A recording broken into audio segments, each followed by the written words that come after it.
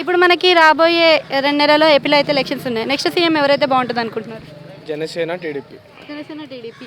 ఒకవేళ జనసేన టీడీపీ వస్తే డెవలప్మెంట్ ఎలా జరుగుతుంది అనుకోవచ్చు? అంటే జనసేన టీడీపీ వస్తే ఫస్ట్ యూత్ బాగుంటుంది, యూత్కి ఎంపవర్మెంట్ ఉంటుంది. ఇప్పుడు జగన్ అన్న రావడం వల్ల సపోజ్ ఎగ్జాంపుల్ మేమే తీసుకుంటే ఇప్పుడు మాకు వైట్ రేషన్ కార్డు ఉంది, ఎప్పటి నుంచో ఉంది.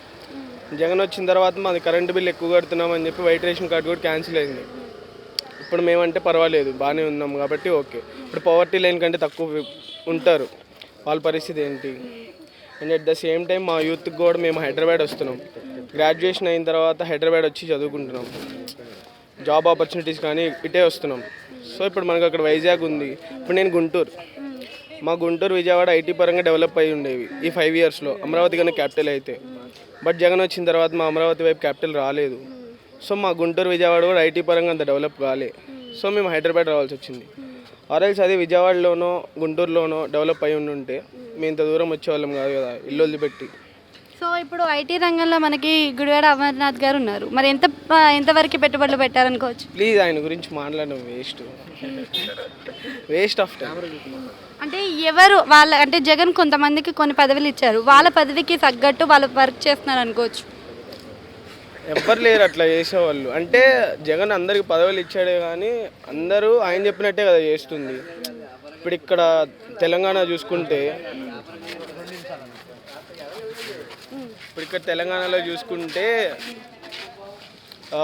ఐటీ మినిస్టర్ కేటీఆర్ ఇంతకుముందు గవర్నమెంట్లో తీసుకుంటే ఆయన డెసిషన్స్ ఆయన తీసుకుంటారు ఓన్గా, కేసీఆర్ని ఎవ్రీథింగ్ అడగకుండా.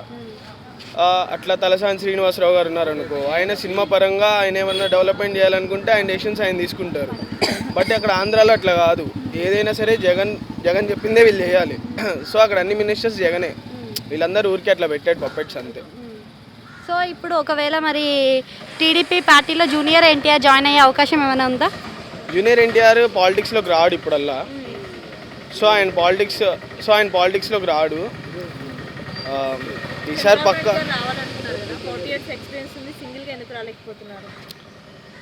సింగిల్గా ఎందుకు రాలేకపోతున్నారంటే ఇప్పుడు ఒక్కొక్కసారి ఒక్కొక్కటి అవసరం అవుతాయి. ఇప్పుడు ఆయన కరప్షనిస్ట్.